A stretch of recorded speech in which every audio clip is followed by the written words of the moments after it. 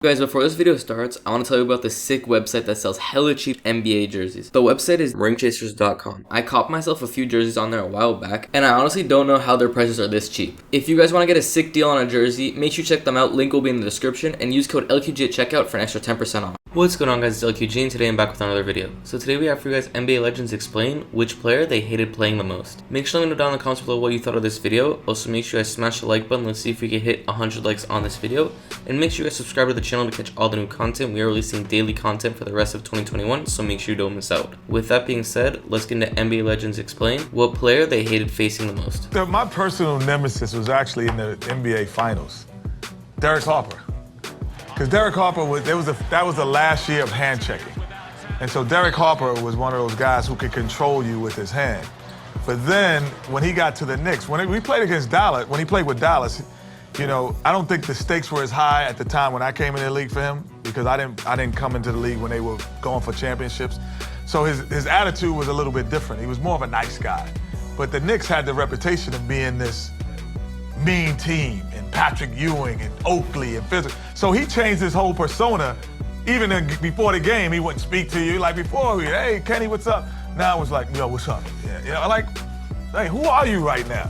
So from that, and then he was getting the best of me for 6 games in the NBA Finals. So I really was just sick at Derek Harper. Can you whittle down the list, Charles? I know we saw you hit Paul McHeskey with your wristband, and you know how much that hurts. Well, the McHeskey thing was one of those guys who's out there trying to get you to hit him.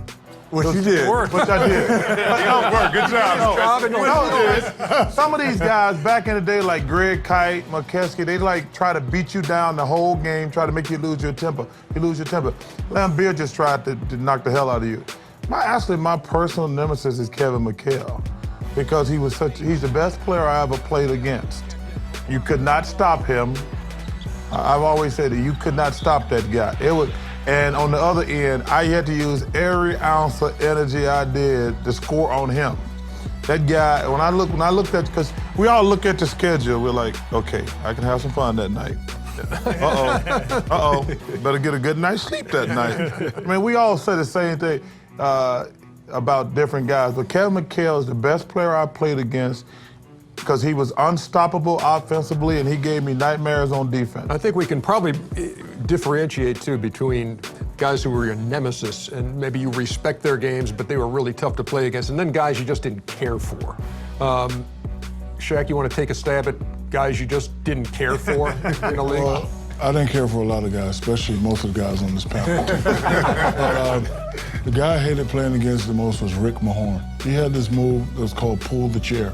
See, as big guys, you know, they teach us to, you know, feel where the defender is. You can either go left, you can go right. But, you know, Rick Mahorn had a real big physical body. And, like, he had this move that he would lean on you. So as soon as you lean back, you wouldn't be there, and you fall. One game, I had him, and I already had in my mind, I'm going to spin baseline, give him the bow, hope they don't call a foul, and throw it down. But I leaned back so far he wasn't there, I damn near went to the third row. They called travel. I was like, so I hated playing against Rick Mahorn. And sometimes, I mean, you may have an issue with guys. I remember earlier in your career, there was talk, you know, about David Robinson. You thought maybe David Robinson had Big time. At one point. Is that over and done with? Well, nowadays that I'm retired, but if we had a game, it wouldn't be over. You know, it was, you know, I had to find ways to motivate myself. So when I met Dave, he was nice, but he wasn't as nice as I wanted him to be. So it was like Dave signed his autograph, and he kind of, come here, big fella, and he just signed some, I couldn't even read it. I was like, okay. So if I ever see you, I'm going to get him. You mad at his penmanship. That man made me cry in my little mom's Toyota. I was sitting there, man, I was so mad. How about to see? Man, I know the West Coast, the whole conference one year was my nemesis. When I think of it, kind of on the respect side, you say, I remember that it was from Charles in his older years to having to check all these guys in one season.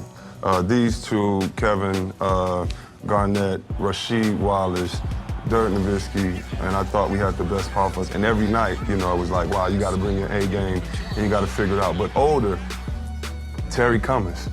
Terry Cummings is the only man to punk me in my life in the air. Like, I came in the league a rookie, wanting to play, thinking I'm tough, and Ricky Pierce said, don't mess with Preacher Man. Like, Preacher Man? No, Preacher Man. And I give him a ball, he's like, young fella, stop. And he touched me, and I'm like, okay, he got a nice, strong grip. I come back down, and somebody else fouled me, and he catch me with one hand out the air like your grandfather would, and just told you, say, listen, young boy, I'm telling you, don't throw no balls out here. Don't let Ricky pump you up to get in a fight. And that was the only time I was like, if I keep playing against him, he gonna be my nemesis. We didn't keep playing, but that's the one guy through the league I remember that he had that old man strength and put you in the vice grip. How about it, Reg? Look, mine's out of respect. I consider myself, you know, I'm being a little braggadocious here, but I consider myself the best shooter ever. But there's one guy that tops me. Any? And he got underneath my skin. And the reason why he got underneath my skin is because a lot of times I couldn't understand what he was saying. And it was the late, great Drazen Petrovic. Yeah. This guy, when he came off screens and he started to talk to you, you couldn't understand him. He smelled like he never took a shower. Maybe it was something complimentary. And he said something bad. No. Talk about wanting to strangle someone. Yeah. Drazen Petrovic was my nemesis. I could not stand this guy, but to this day, I respect him because I think he is the best shooter I've ever seen in my life. Better than Ray Allen. The best shooter I've ever seen in my life. And you concur, Steve? You know, I'll go with Reggie. He got on your nerves because he talked, he pushed, and you couldn't understand him. He smelled, and he made you. He smelled. I'm be honest, he smelled. He did. We had to guard him. He smelled. I'm gonna tell you my. Well, perhaps that was playing. Say that on the it was panel. role playing. That was playing. Like I'm playing Reggie Miller tonight. I'm not going to shower for 3 days before that. Mine was, you know, I'm a big Magic fan, going to Michigan State, so I'm gonna be a point guard in the NBA. Muggsy Bogues made me change my position. Picking me up 94 feet, Kenny. I mean, he turned me, he said, you're not gonna play point guard for so long. And after about a year and a half, and Muggsy kept looking at me smiling every time we would play, he changed me from going from a point guard to a shooting guard. Next was Michael. The reason why, I gotta be honest, because, you know, you're trying to make an all-star game for me in the Eastern Conference. Yes. Michael Jordan was in already, so you only got one spot for the next two guards. So now I'm mad at Michael because if he went to the Western Conference, maybe I have a chance. But in the Eastern Conference, Michael winning championships, and you got me, Reggie, Joe, Penny, Allen, Houston all fight for that one spot. So I'm a little mad at Michael for that. Anybody really got under your skin?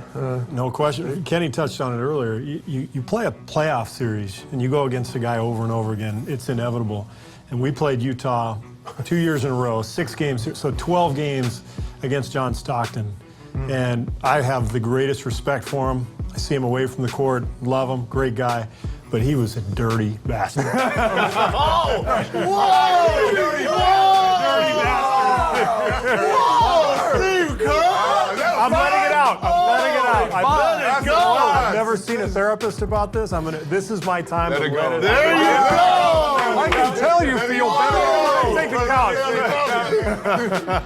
Oh my. John was a person that would stretch the boundaries. The PG version of what Yeah, I said. Am I allowed to say that word on TV? That's all you got it. NBA TV, you are. I'll say a lot worse than Come on. No, not on NBA TV, I don't. You can say dirty as It's much like as you want. HBO. NBA TV is like HBO. I think that John understood there's a personal space law, and he understood how to invade that. And as a guard, you know, when I'm talking to you, Ernie, I'm going to talk to you here. But John, exactly. This is uncomfortable even in this playing state. kind of European way, a little bit closer than you said. You're shooting a jump shot. It's respect that a guy's shooting a jump shot that you can't block it, so you kind of just contest. John made like he could block it, and he'd get under your feet, when you're running out, the ball is out of bounds. He's running out. He like this trip that he would do. And all of a sudden, the guy would trip and they throw the ball in at the same time and he'd go down and lay it in. So he had a lot of those type of bastardly moves. No. That was another. Okay. Hey, last thing in this segment, Shaq. Everybody knows you and Kobe had something going on. Is it over and done with? Is everything cool? Is there anything still there from the time. Is he still a bastard? No, listen. When I was in charge of that organization, I was the leader. You know, I was always in CEO mode. So, you know, I wasn't really worried about the relationship. I was worried about the task. And Hersey and Blanchard states that you must worry about the task and not really worried about the relationship. So, you know, the task at hand was to win championships, and that's what we did. Now, if I see him now off the court with his lovely wife, his lovely kids, hi kids, I'm Uncle Shaq, hello, Miss Vanessa. I mean, so, you know, for me, it's nothing there. Every now and then. Everything's cool till the book comes out. That's right. So that's it for this video, guys. I want to thank you guys so much for watching. If you did enjoy, make sure you leave a like and also subscribe to the channel. Like I said at the beginning, we're releasing daily videos for all of 2021, so you don't want to miss out. And yeah, I'll catch you guys on the next video. Thank you guys for watching and have a great day.